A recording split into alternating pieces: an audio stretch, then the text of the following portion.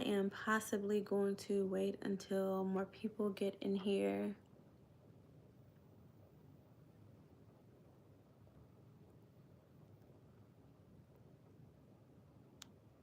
And I'm going to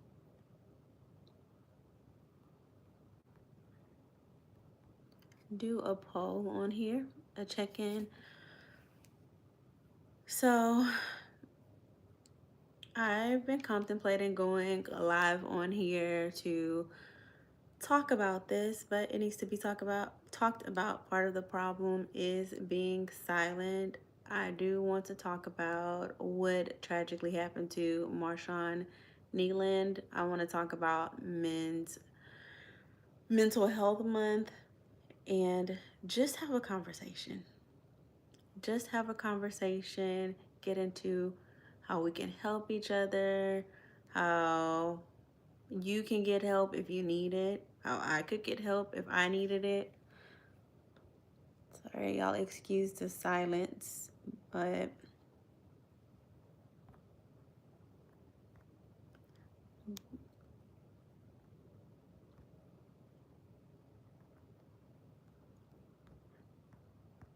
I'm creating a poll on here.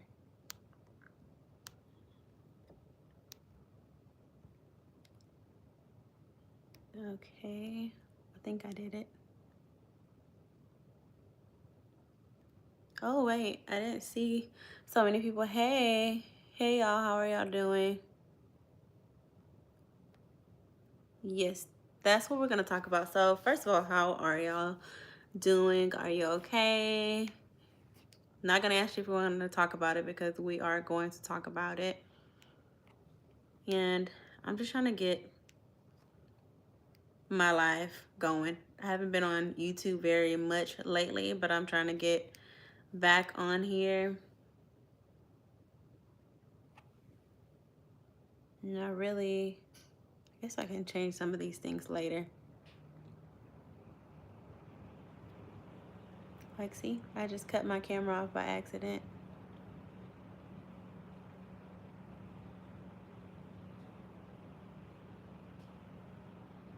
That's so sweet. Now I'm going to delete the poll because I really don't know how to keep it on here and off of my face. Okay, so I'm doing okay myself. I just wanted to get on here, talk about Marshawn Neyland. If you don't know, I'm pretty sure most people do, but unfortunately on November 6th, Marshawn Neyland of the Dallas Cowboys took his own life, allegedly. And I'm just saying allegedly because they're saying when someone passes away, especially in that manner, when someone passes away, there's always an autopsy done. But that really struck a chord. That really hurt. He was only 24 years old, and not that old age that age matters, and that should be done at any age. But it was just so sad to hear that someone so young and seemingly with so much promise, so much to give, took his life. So here we are, having a discussion about it. And what better time than during Men's Mental Health Month? How are y'all feeling? What are your thoughts right now?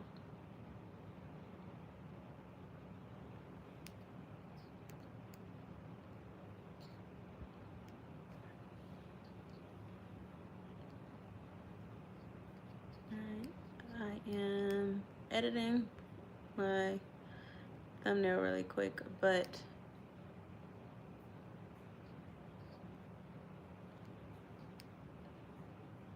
okay, there we are. All right, so let's talk about checking on your people. Hey, is it Ready Red? Let's talk about checking on your people. We say it so much. We say check on your people, check on your people, but what does checking on your people look like? And I have my computer here because I've written some things down because I really am passionate about this for a multitude of reasons. But just generally, my rule, I'm not perfect by any, you know, I'm not perfect. None of us are perfect. But I try my best to be kind to people. That's not to say that sometimes, well, that's not to say that I'm always nice all the time, but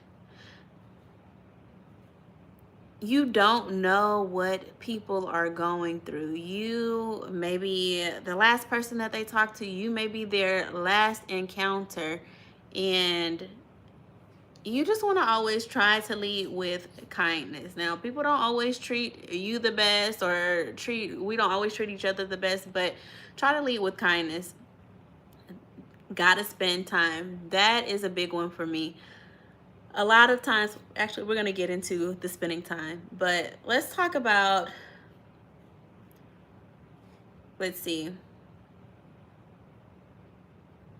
what checking in on your people actually means. What we say, check in, check in. What does that mean? Does that mean just sending a text message? Does that mean calling? Reedy, or is it Reedy or Ready? Reedy Red says, gotta spend time. All of those things to me looks like checking in on your people. Sometimes you have to lay eyes on people. You send a text and they say, I'm okay. If you know that person has been struggling, if they've recently gone through a job loss of a family member or friend, or they just struggle mentally, sometimes you need to lay eyes on that person. If you're not able to be there physically, FaceTime them. Let me see where you are. And I'm nosy. I am nosy with my friends. I am nosy with my family. If I feel like you're not okay, you're going to get a pop-up. You're going to get a FaceTime call. I need to see. And it's funny, one day I'll share something personal, and I usually don't. But one day I was just not having a good day. And my cousin called me, and I was going to try to hide it. I was like, and it was something small to me, right? Or, yeah, something small, but I was just really having a bad day. Well, she called me, and prime example, she knows me. So I'm trying to speak regular, and I'm like, I'm okay, I'm okay. And she's like, no, what's wrong? And I just burst into tears on the phone. That little step further of her saying, no, what's wrong, broke me and allowed me that space to open up. So sometimes you gotta press, sometimes you have to push, and not to put someone else's life on your back or your hand. But if you say that you care about someone, if you say that you're a friend, you say that you're a close friend, a close family member, that's why we're all here, is to help one another, to be there for one another, and support one another. It's as simple as that to me. Okay, Reedy. A lot of people are walking around saying, I'm good, but their eyes say something different. Their body language says something different. If you're there with a friend and you're like, hey, how have you been? They're like, I'm good. That I'm good is giving very much they're not good. And sometimes it's hard for people to open up and talk about it. So you just have to sit there with them and feel and be in that moment with them to see if they're good. Sometimes that allows them that space, like I said, to open up further or feel a little bit more comfortable, realize that you're really there for them and you genuinely want to see if they're okay. You genuinely want to help them through that moment or that situation. Sometimes we can feel it. There's a shift in the energy, and we still ignore it because we think, oh, that's not our business. That's not our business. If that's your brother, your cousin, your uncle, your dad, your neighbor, you're close to this person, that is your business. Hi, my name is Candace. If you're just tuning in, you've never seen my page before, I am Candace or Candy. Sorry, I had to break that because someone asked the question. But it is your business. Make it your business. If you care like you say you do, if you're close to this person or these people like you say you do, make it your business to check on them. Exactly. Always our business. And I like to think of it like this. I try to treat people how I want to be treated. So that example of the cousin calling, it's like I don't really want to just call somebody like, hey, I'm having a terrible day. And that's me coming from a female. Coming from me, a female. I know a lot of men struggle with just straight up being able to call and be like, hey, bro, or hey, whoever, I'm having a bad day. So I say that to say sometimes we just need that little extra nosy friend, that nosy cousin, that nosy mama, that nosy daddy, sister, whoever. My sister will even call me like, no, let me see. What's wrong? And I'm like, I am fine. And she can tell. But we'll get into that. Love shows up even when it's inconvenient. Let's say you are 30 minutes away, and that's a bit of a drive, right? If you have absolutely nothing to do that day, you're talking on the phone to a family member or this person that you're close to, and you know that they just lost their cat the day before, their dog, their close friend, they lost their job, or they just had a terrible day. They got kicked out of their apartment, their house, or whatever. You're 30 minutes away. Drop by, do something nice. Drop by and say hi. Drop by and ask them to come outside so you can lay eyes on them and just have a conversation. You will be surprised how much better that can make someone feel. Like, I love being around my favorite people because it just lifts my mood. It does something for me. So you can't imagine what your presence does for someone who's going through it. I'm not saying that you can save everyone, but you can show up.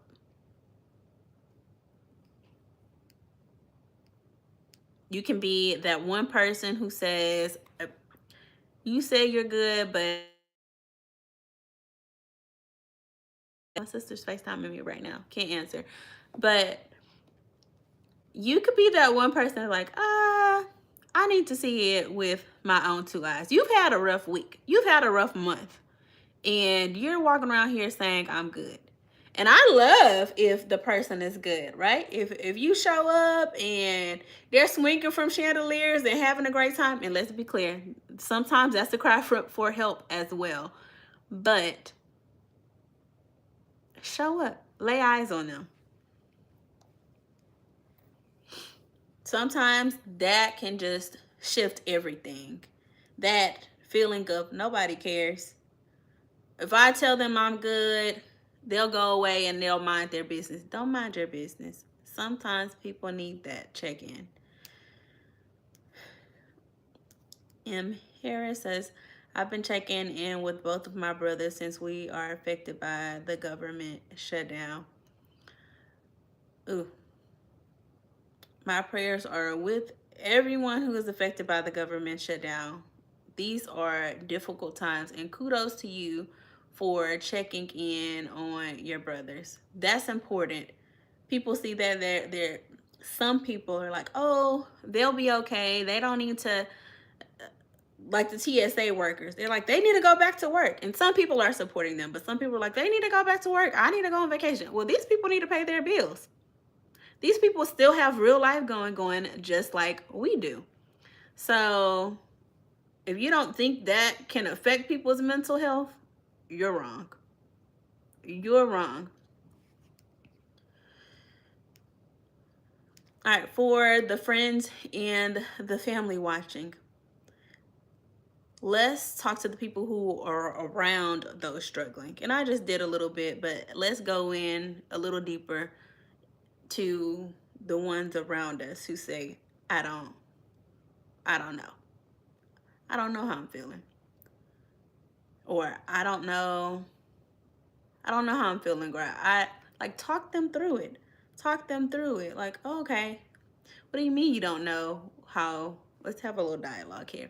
What do you mean you don't know how you're feeling? Well, I don't know. I'm just having an off day. Sometimes people can't describe how they're feeling, but maybe they just need you present. Sometimes they just need a listening ear. Sometimes you don't need to pop up. But me, pop up, pop up. You never know. For you saying, oh, and this is the big part that I wanted to get to. We say check on those around you, check on your loved ones, check on your family, but we sometimes don't know how to check on them. I don't know how to show up for them. I don't know what to say. I'm not a talker. I'm not big into emotions. That's okay. Let's talk about it. If you know someone's battles with their mental health, or if they've been through something traumatic, build a safety net. You can still build a safety net. You can check in regularly. You can create a space where they feel safe to speak. And that is one of my favorite things, because a lot of times in this society, especially now in this world of social media, we blow things off. We blow things off of, oh, they'll be okay. The government shut down, they'll be okay. Oh, their fish died that they've had for 5 years, they'll be okay. Oh, they lost their job, oh, you'll be okay. It's not that bad. What if they're not okay? And you're their last hope at just having a breath of fresh air, feeling like they can come out of that. If you have the kind of relationship, come up with some type of code to where that person calls you if they're really struggling. So these are just tips. Take them as you may. Check in regularly, create a safe space, come up with some sort of code. People can't always express themselves. I'm not the best at expressing myself always, but the same thing as if someone is in danger. You give your kids a code word. Hey, text mom, chicken noodle soup if you need help. Same thing. If you have a loved one that you know struggles with mental health and they also struggle with calling, you don't think they would call and be like, hey, I'm really struggling with my mental health today, and I think, today may not go so well for me. Instead of them having to call and say that long phrase, come up with a phrase. Like, they could call you and say, today's a glass day. Today's, I don't know, some sort of phrase that you two know and that lets you know like they're at the edge, and to come to them immediately.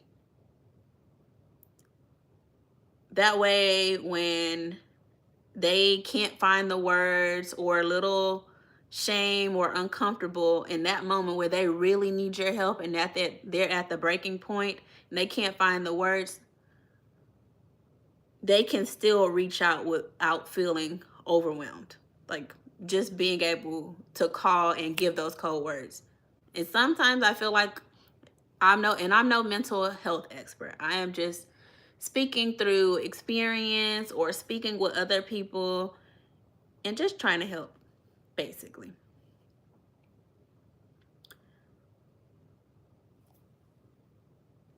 But if that call or text message comes through with that code, or even if they say, I need your ear, stop whatever you're doing in that moment and talk to them. Just listen. Talk to them, be that listening ear, be there for them. And it's not always about being like a safe place to land. Sometimes they just, I mean, I said that wrong. It is about being a safe place to land. It's not always about you having to like fix it for them or anything like that, but they just need to feel safe. Let's see.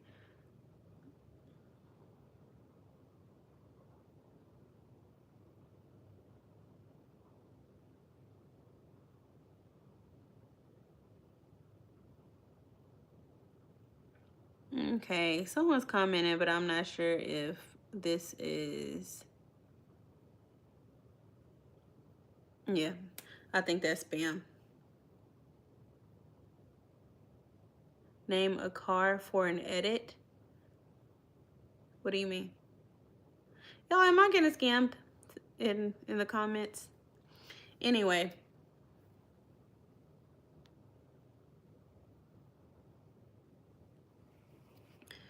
Okay, so sorry y'all, I have to.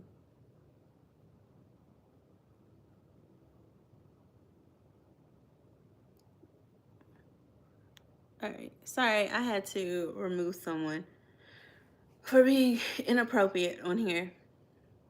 And this is not the place. I don't play like that. It's not funny, and I definitely don't play about mental health. It's not funny. It's not a joking matter. This is not a place where you're going to come and play with me or anyone. All right, let's get into the reality of mental health in sports. Y'all know I cover sports, so we're going to get into it.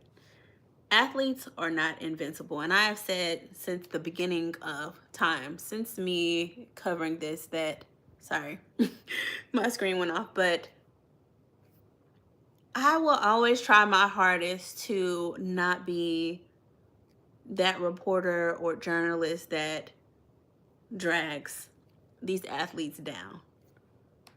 Yes, and the first thing I hear people or see people say is that they have millions of dollars. They should be happy.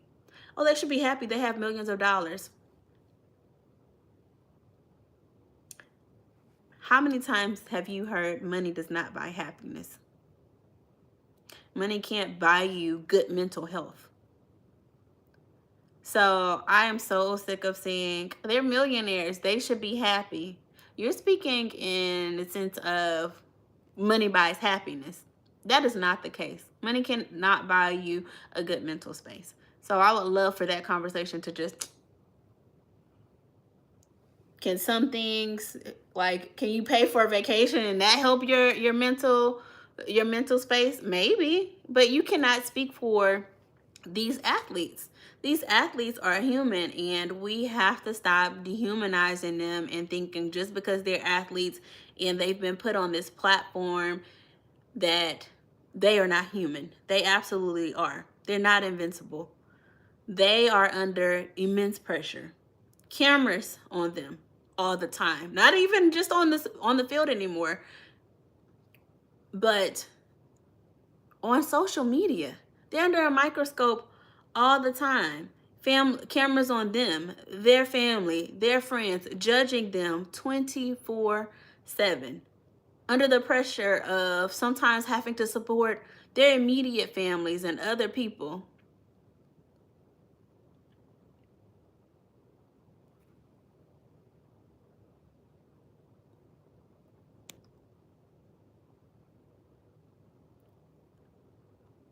I just wish, y'all, do me a favor. If you see inappropriate comments in the comment section, please go ahead and report them, because I'm really trying to be kind, but I'm going to take it there in 2 seconds. And yes, I said to be kind, because you never know what people are going through, but you will not come on here and bully me. But back to the conversation of these athletes. They're human. They have, just because they're millionaires doesn't mean that they are not under a lot of pressure, that they don't go through the same things that we go through day in and day out just because they have a lot of money. They do. They don't always get the space to be just human. So that is one downfall, where you and I may be able to go pop up and go to the mall, go to the gas station, go to, I don't know, your favorite restaurant. Some of these athletes don't get that luxury. And I know y'all are thinking, oh, poor them. They get noticed everywhere they go. Yes, sometimes that's the problem. They can't just go be human. They can't just take their kids to the movies without millions of people coming to invade their space and privacy. And yes, they signed up for these lives, but they did not sign up to just automatically say, hey, I don't ever want any privacy in my life. And that's not just NFL players, that's college athletes, student athletes, all of, that attention just grows and grows and grows. So I say all that to say here, if you work in sports, you're close to an athlete, remind them they don't have to be on all the time. Remind them that their vulnerability is not weakness. They don't have to put on and oh, I'm okay. Everything is fine. I'm the greatest. I'm this and that. You don't have to put up, you don't have to, I'll just leave it at, you don't have to put on all the time. It is okay to be vulnerable. It's okay to not be okay. It is okay to say that you're struggling. It's okay to say that you go to therapy. That's another conversation in the community that people have been trying to get out there and get people comfortable with saying that they go to therapy or they need therapy. It's okay. I tell people all the time, if something makes you feel better, if it's going to help you, do it. Take it. If I can take Advil to ease my cramps, I'm going to take it. If I can take cough, let me not say that because y'all are crazy on here sometimes. If I could take allergy medicine to clear up my allergies, you can go see a therapist to clear up whatever is crowding your beautiful mind. That's just me. If you're watching and you're struggling, if you're hearing me right now and you've been fighting your own thoughts, I need you to know this. Your life matters. Your voice matters. You matter. Sure, you hear that a lot. But don't give up. Tonight could be better. Tomorrow could be better for you. But you won't get the chance to know if you don't get the help and fight through it. The fight starts with you. The fight starts with just help. I need help. Call someone and just say, I need help. You can call or text the suicide prevention line, suicide and crisis lifeline, 988. Again, you can call or text 988 right now if you're struggling, the suicide and crisis lifeline. It's free, it's confidential, and you can call just to talk, even if you're not in a crisis. So 988. Somebody will listen, someone cares. Heck, and if you're not any of these spam people in here, you can call me on Instagram or you can message me on here. This really is a touchy subject for me just because I feel like the world can already be cruel, but it has become even more cruel over the years, especially with social media, everyone being put on Front Street, everyone being put up on these pedestals and expected to be perfect. And when they mess up or make a mistake, it's, oh, we're gonna damn them to hell. We're just gonna drag them down until what? Until what? We have to stop being so negative all the time. We have to stop criticizing people so heavily for little mistakes. And instead, encourage, build, give constructive feedback. But all of the negativity and the tearing people down, I hate that. I hate it. I cannot stand it. Well, y'all, I've done a lot of talking on here. I'm going to see if anyone has any feedback, any questions. If you see this later, feel free to comment. Any questions, anything that you have to say. But I would like to send my thoughts and my prayers and my deepest condolences to Marshawn Neyland's family, friends, his loved ones. that what happened to him is just very, very unfortunate, very sad. And if I can just reach anybody and share this message with them and prevent them from feeling, I can't even say how he felt in those moments. I don't know. I don't want to speak to that. But I just would like for people to have the space and the option and know that they are loved, they are valued, and that it will be okay. It can get better. Just try and fight and fight. Don't give up. That is my biggest message out of this whole life. Don't give up. Because I feel like people who are dealing with mental health all the time, it's going to be okay. And they may be thinking, oh, how? Or when? No one has that answer. We don't have the answer for our own lives. But as long as you fight and don't give up, you can see tomorrow. You can see if tomorrow gets the better. What if tomorrow literally turns completely around for you? Give yourself that fighting chance to see yourself through the next day. You just start one day, one moment, 1 second at a time, fighting and knowing that your life is worth it and you are worth seeing the next second, the next minute, the next hour, the next day, and that you are needed in this world. I'm Candace. I love y'all, and I will talk to y'all next time.